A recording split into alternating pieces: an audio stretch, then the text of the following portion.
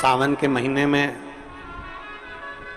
2 लोटा जल महादेव जी को चढ़ाने के लिए जाओ, तब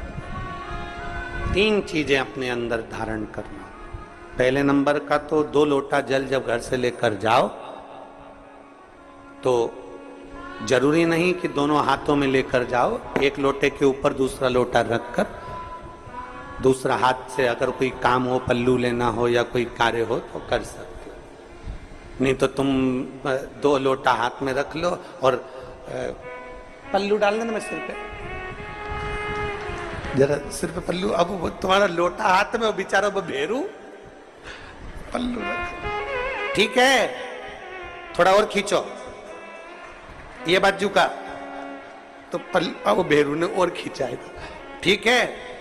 ये पल्लू मारा मुंडा में दे दो, अब ठीक है।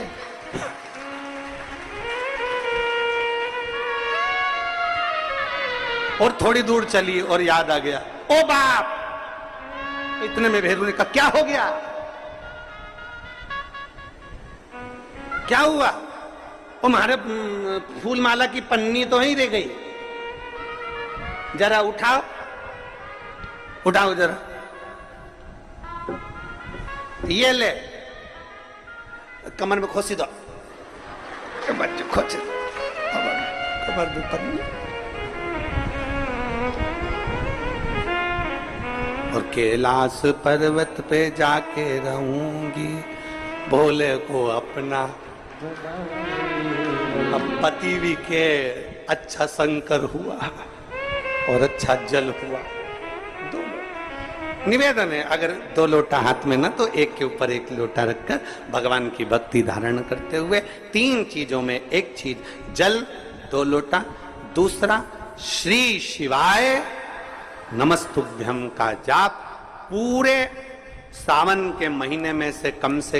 5 दिन ऐसे निकालना कि बेलपत्री के पेड़ की छांव में बैठकर हम श्री शिवाय नमस्तुभ्यम की कम से कम 1 माला जरूर कर लें, जरूर।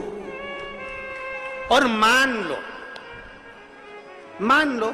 अगर बेलपत्री का पेड़ नहीं मिले, तुम्हारे आसपास में नहीं मिले, तो फिर एक काम करना, शंकर जी के मंदिर की बेलपत्र मिल जाए, उसको सिर पे,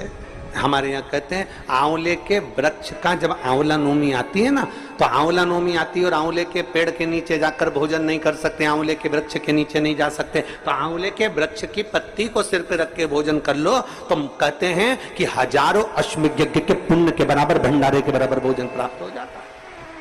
आंवले के वृक्ष की पत्ती, तो वो बेलपत्र भी मस्तक पर बाबा को प्रणाम कर कर फिर वही बेलपत्र का आनंद करते हुए भाव से उस बेलपत्र को मात्र शीश से लगाई लिया ना, मस्तक पर चढ़ाई लिया ना, तो भी भगवान की अविरल भक्ति प्राप्त हो सकती, अविरल।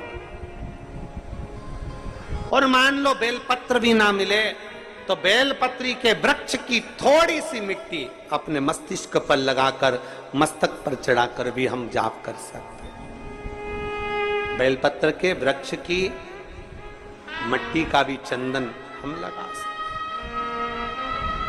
चंदन हमने एक बार पहले